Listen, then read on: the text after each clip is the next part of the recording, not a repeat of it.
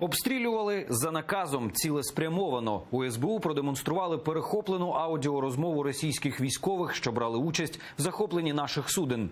Уривки продемонстрували журналістам під час брифінгу. На запису диспетчер з позивним «Джемпер» віддає накази пілоту військового гелікоптера К-52 та командиру російського судна з позивним «Мантілья». Запитує про наявність і готовність некерованих ракет, називаючи їх «карандашами». Выйти на дистанцию применения оружия не применять до указания.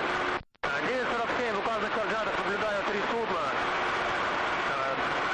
4 судна. 2 стоят, 2 двигаются в их направлении. Скажите, расход карандашей у вас?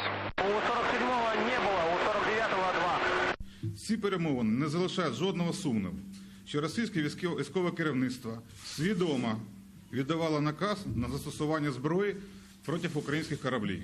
І те, що в цих перемовинах чітко вказується на використання 2 карандашей, це мова йде про неуправляємі ракети.